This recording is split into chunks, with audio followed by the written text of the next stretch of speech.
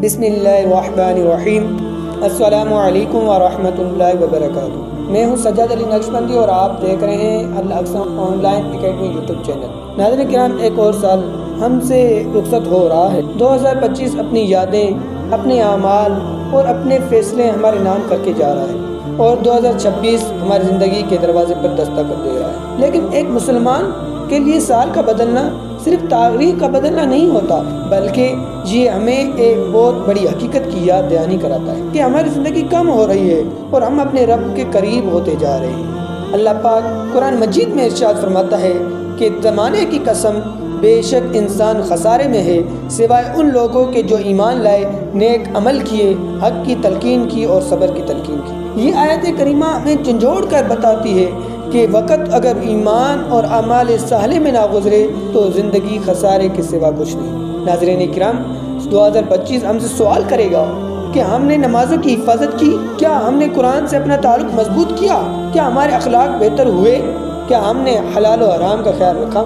اگر جواب میں کوتاہیاں ہیں تو مایوس نہ ہو، توبہ کا دروازہ آج بھی کھلا ہے۔ نبی کریم صلی اللہ تعالی علیہ وسلم نے ارشاد فرمایا، ہر انسان خطا کار ہے اور بہترین خطا کار وہ ہے جو توبہ کرنے والا ہے۔ یہ وقت ہے سچی توبہ کا، یہ وقت ہے اپنے رب کی طرف پلٹنے کا، یہ وقت ہے نئے سال کو نئی نیت کے ساتھ شروع کرنے کا۔ ناظرین کرام، اسلام ہمیں یہ نہیں سکھاتا کہ ہم نے نئے سال کی خوشی میں آتش بازی کریں، فحاشی پھیلائیں یا بے مقصد رسومات میں وقت گزاریں، بلکہ اسلام ہمیں سکھاتا ہے کہ اللہ کا شکر ادا کریں، اپنا محاسبہ کریں اور اپنی اصلاح کا عزم کریں۔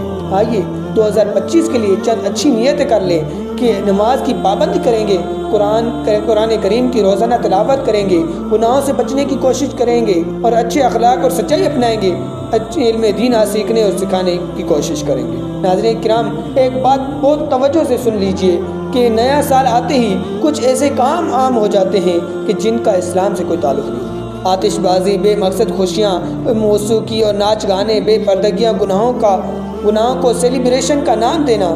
یاد رکھیں، خوشی وہ نہیں جس پر اللہ ناراض ہو، بلکہ خوشی تو وہ ہے جس پر اللہ خوش ہو۔ اگر ہم نئے سال کی پہلی رات اللہ کی نافرمانی میں گزار دیں تو پھر ہم کس منہ سے برکت اور کامیابی کی دعائیں کریں گے؟ آئیے اس رات کو گناہوں سے بچیے، توبہ، دعا اور خود احتسابی میں گزاریں تاکہ نیا سال واقعی خیر و بھلائی کے ساتھ شروع ہو۔ آخر میں اللہ پاک سے دعا ہے کہ اللہ پاک ہمارے گزرے ہوئے گناہوں کو معاف فرمائے، ہماری کوتاہیوں سے درگزر فرمائے اور آنے والے سال 2025 کو ہمارے لیے ایمان، ہدایت اور امن و نیکیوں کا سال بنائے۔ اگر یہ پیغام آپ کو اچھا لگا ہو تو اسے دوسروں تک ضرور پہنچائیں۔ جزاکم اللہ خیرہ۔ اگلی ویڈیو میں ہم بات کریں گے نئے سال کے اسلامی اہداف کے بارے میں، تاکہ 2025 واقعی ہماری زندگی بدل دے۔